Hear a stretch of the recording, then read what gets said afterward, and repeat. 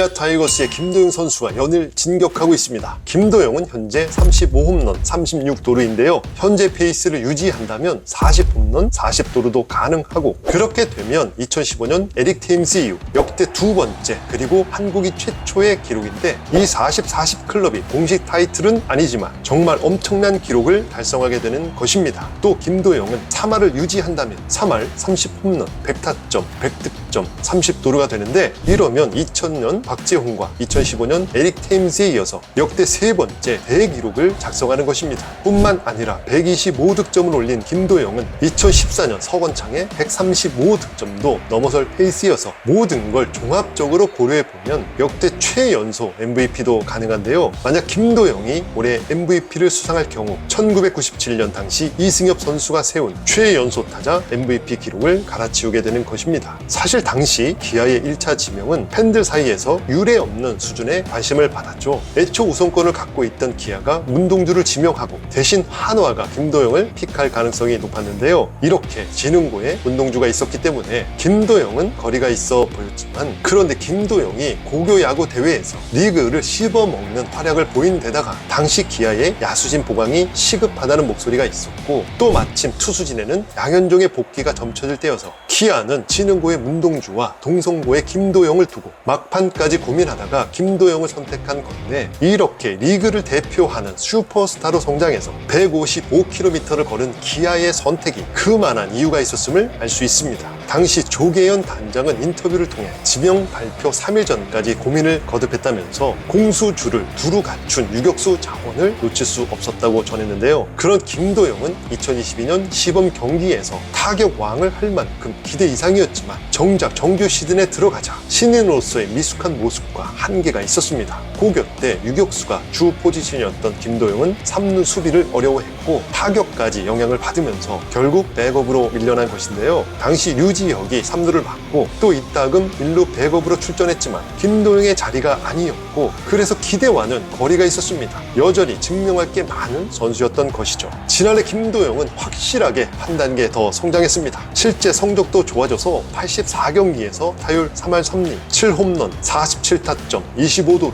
OPS 0.824를 기록하면서 확실히 타격에서 발전한 모습을 보여준 것이죠. 하지만 부상으로 많은 경기에 나서지 못했고, 그래서 풀타임 기준으로는 김도영이라는 이름값이 주는 기대치를 채우기에는 다소 아쉽다는 평가가 있었습니다. 그러나 2024년은 달라졌습니다. 제2의 이종범이라는 평가를 받고 기아에 입단한 김도영에게서 드디어 그의 모습이 보이기 시작한 것이죠. 4월엔 리그 최초로 10홈런 10도루를 달성하더니 역대 5번째로 전반기에 20홈런 20도루를 해냈고, 또 여세를 몰아 역대 최연소 최소 경기 30홈런 30도루를 넘은 데다가 역사상 두 번째 한 경기에 단타, 2루타, 3루타 홈런을 순서대로 기록하는 내추럴 사이클링을 기록한 것이죠. 그렇다면 김도영에게 어떤 변화가 있었길래 이렇게 거침없이 좋아진 것인지 그 이유를 알아보겠습니다.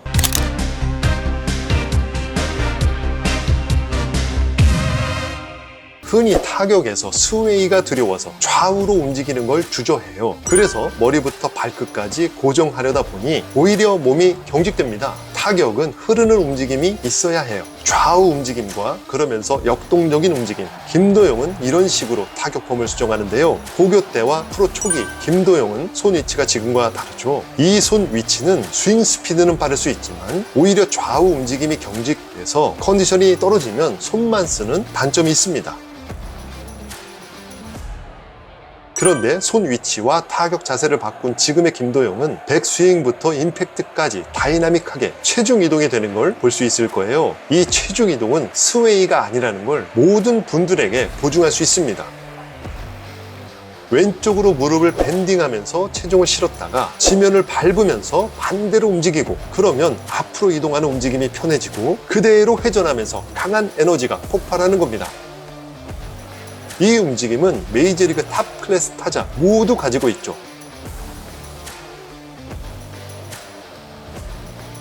그랬더니 김도영은 총알 같은 타구들이 늘었습니다. 올 시즌 평균 타구 속도는 143km, 지난해와는 비교할 수 없을 만큼 높은 타구 속도 수치를 찍은 셈이고 21세의 젊은 선수여서 비슷한 나이대에선 국내 적수가 없다는 게 설명되죠. 그렇다면 메이저리그로 가볼까요? 메이저리그에 타고난 몸의 스피드와 파워, 유연성, 그리고 번뜩이는 재능, 이 오툴 플레이가 유사한 선수가 있습니다. 바로 바비 위트 주니어죠. 위트 주니어는 1라운드에 픽될 만큼 아마추어 시절부터 재능이 있었던 것도 비슷하고 불과 메이저리그 2년 만에 30-30 클럽에 가입한 것도 유사한데요. 이렇게 잘하니까 메이저리그의 스몰 마켓 구단 캔자스 시티가 바비 위트 주니어에게 11년 총액 2억 8,880만 달러, 약 3,849억 원을 안깁니다. 게다가 3년 계약을 추가할 수 있는 옵션을 넣었는데 이렇게 되면 위트 주니어의 계약 규모는 약 5,035억 원이나 되는 거죠.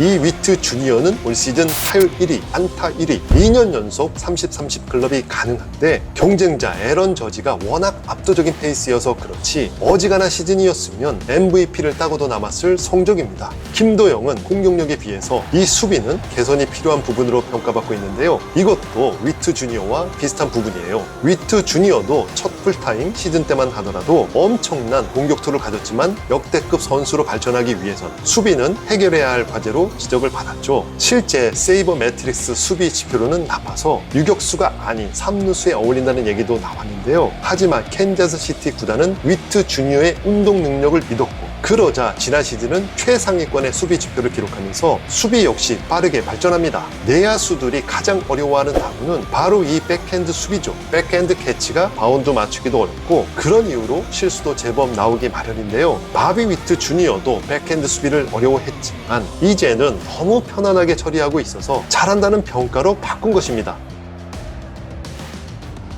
이 백핸드 캐치가 좋아진 이유는 위트 주니어가 공 쪽으로 한 발 더 움직인 후 백핸드 수비를 하기 때문입니다. 한 발 더 타구 쪽으로 움직이면 발과 글러브 간격이 멀지 않아서 안정된 동작을 할 수 있습니다. 이때 등을 지나치게 돌리지 않아서 포구가 자연스럽고 송구도 어렵지 않게 할 수 있는 것이죠. 이 동작이 좋아지면서 바비 위트 주니어는 수비 지표에도 최상위권으로 올라서게 됩니다. 김도영은 올 시즌 26개의 수비 실책으로 타격에 비해 안정감이 떨어진다는 평가를 받고 있죠. 하지만 위트 주니어도 과거 수비로 많은 고민이 있었습니다. 위트 주니어도 부드러운 핸들링 연습이 필요하다는 지적이 있었지만 지금은 화려함과 안정감 수비를 극찬받고 있는데요. 김도영에게 위트 주니어가 겪었던 어려움이 보입니다. 포구 과정에서 매끄럽지 못한 장면이 종종 보이는 것이죠. 그러나 고교 때까지 김도영의 주 포지션은 유격수입니다. 3루에서 사실상 새롭게 수비를 하고 있다고 봐야죠. 결국 김도영도 수비 성장통을 겪습니다. 경험이 쌓이면 자연스럽게 안정감을 찾을 것입니다. 이는 위트 주니어도 마찬가지였으니까요.